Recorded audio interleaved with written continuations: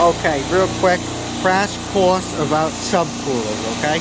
So first off, we're going to learn on a multi-rack subcooler, okay? So, we have rack E. See that? Rack E on the Danfoss controller. Come down here, we have a subcooler.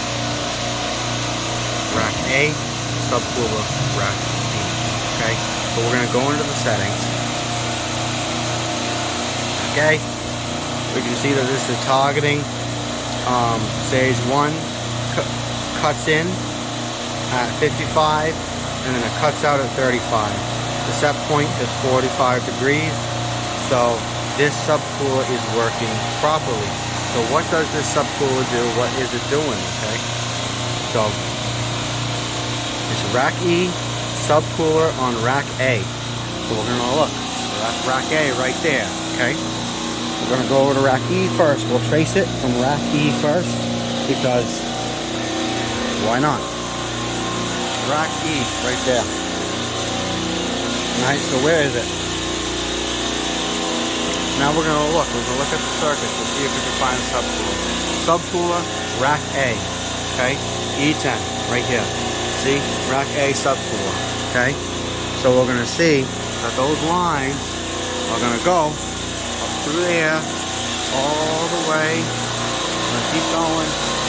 Kind of lost them, but that's okay. We're just gonna come over here now. Come down over here.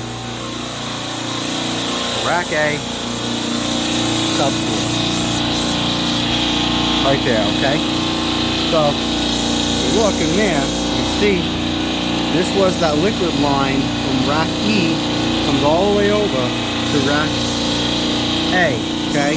And then there's a subcooler right in there, okay?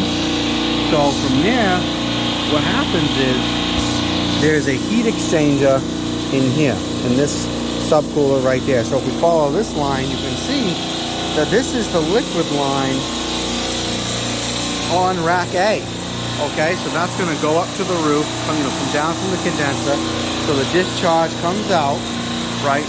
Goes up to the roof, condenses down into a liquid, comes down into this liquid line, right? Goes in and out of the receiver, comes through here, goes through this filter dryer, and now that's going to go into that heat exchanger, right? So if you look inside that, if we were to remove that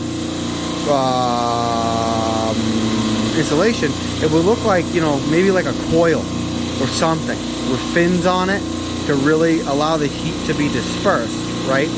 And that coil, one side goes in here and the other side comes out there, and you can feel there's going to be a huge difference in temperature between the two. So now you can see this comes out, and now this is the liquid for your rack, okay? So what happens is, this is the liquid from the other rack, right? This TXV sprays refrigerant onto that heat exchanger.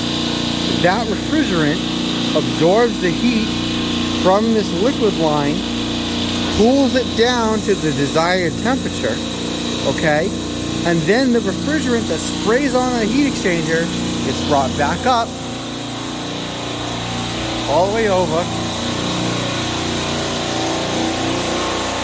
back to the suction on this rack over here. So now it comes down here, goes into the compressor, back up to the roof, and exchanges out to the roof. The heat will do that it absorbs from that rack. Now, why would you want to do this?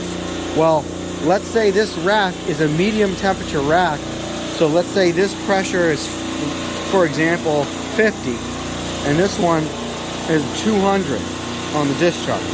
That gives you a compression ratio of 4, which will make these compressors run at a more efficient energy cost. Now we're going to go over to this one, and let's say that this is a compression ratio of like 20 psi to 200. Now this is a compression ratio of 10, which will mean that these compressors are less efficient than those compressors that moving heat outside the building. But those compressors are not designed to do a low temp rack, where these ones are. So what they'll do is, in order to make up for the BTUs of this system, they will use that system to remove BTUs from the liquid line. right? So that rack over here is assisting this rack in the load, and that will save you on energy costs. You know, let's say $1,000 a month or something. Do that for 12 months, and now you basically paid for your rack, rather than adding another compressor to this rack and having it run less efficient. Use a more efficient rack to expel your heat outside the building. Now, look at another thing really quick, which is over here. We're going to look at, there's a rack B subcooler that's 82 degrees. Now we click on that. You can see the set point's 45 and it's 82. That subcooler is not working. Okay, it's not working properly. It's not taking enough heat out of it.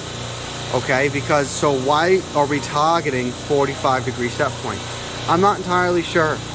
I don't know. The engineers came up with that value, and the value has to do a lot with the efficiency of the liquid refrigerant. So this TXV has a certain amount of tonnage, and the refrigerant temperature that comes with this TXV affects the amount of tonnage of refrigeration this TXV can do.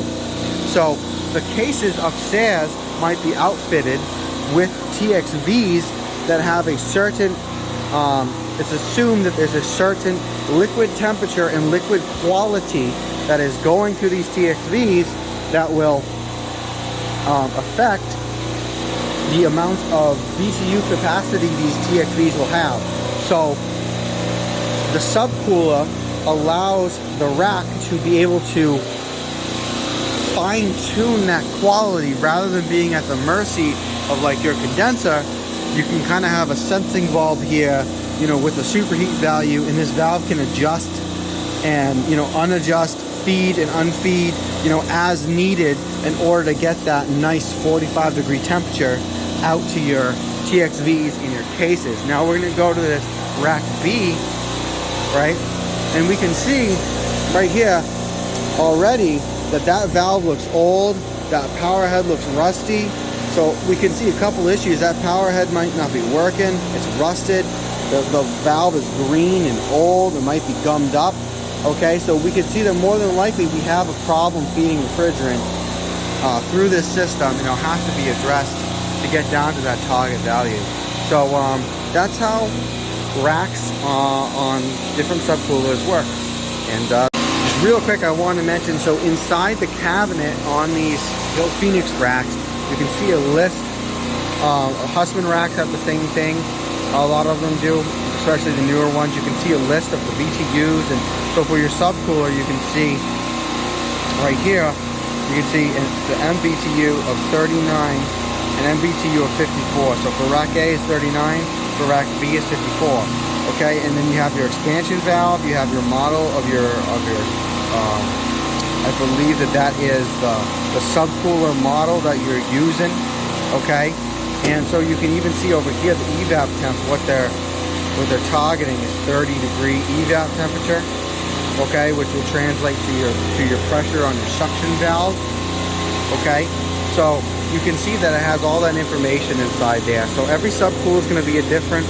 It's going to be set up a little bit different. So yeah, that's some information on subcoolers right there. So again, like, subscribe, and all that good stuff. Bye.